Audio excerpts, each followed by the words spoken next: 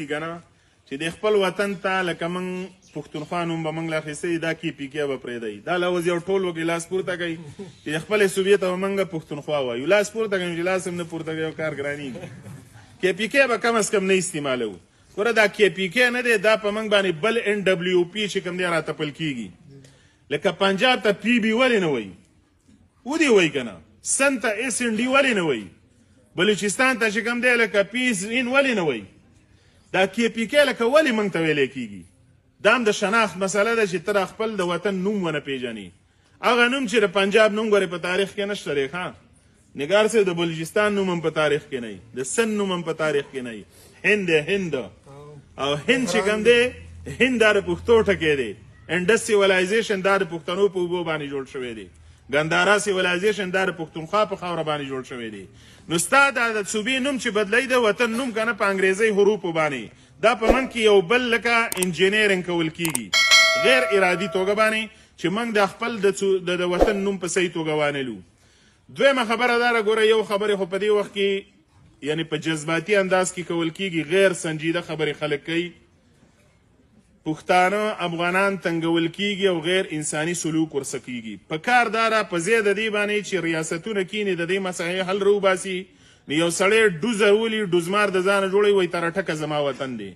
نو موږ دا وایو چې که نه چې اول خو د خپل سړي له سرپناه نشي ورکولی نو اټک ته به سره ورسي دا خبره په تاریخ باندې پرېږده د امارات یا د افغانستان چې اوس واکمن دي د هغوی وزیر خارجه دی هغه بله یو د سړیتوب خبره وکړه BBC ته همدا سوال یې ته وکړو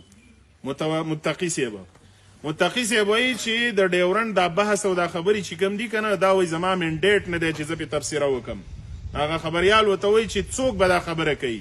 نو متوکل ورته وایي متقي چې ډیورنډ هم افغانانو افغان ملت نه دی منلی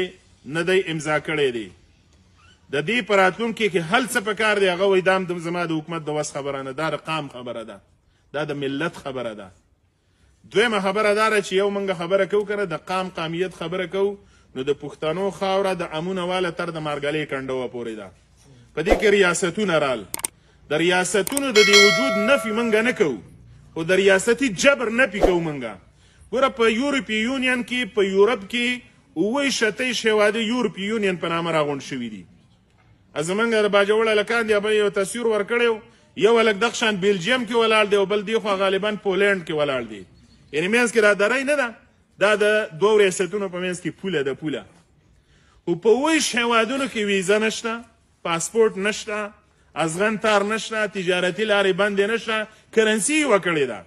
دا کومه لوبه چې روانه ده که نه او دا د ازغن تارونه دي او دا لارې بندوي او پاسپورټ لا دا خو د دښمنۍ خبرې دي دا د ریاست څه ظلم کوي دا ځان ته چې د ریاست باداران وایي که نه دا د دې ریاست هم دښمنان دي ګوره انګریزان پیرنګین کافر 27 هېوادونه رورولي کوي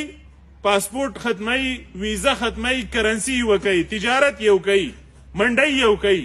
27 هېوادونه یو قام والی ته راځي او په دې خاوره یو مسلمان یو پښتون لکه د انسانیت حق هم نه ورکوي نو بیا به خامخا دا خبره کېږي چې دا ټکه مې برید دی یا مې د مارګلۍ کنډو برید دی خو دا سوال د قام په بیدارۍ به حل کېږي زموږ توان خو په دې وخت کې دا دی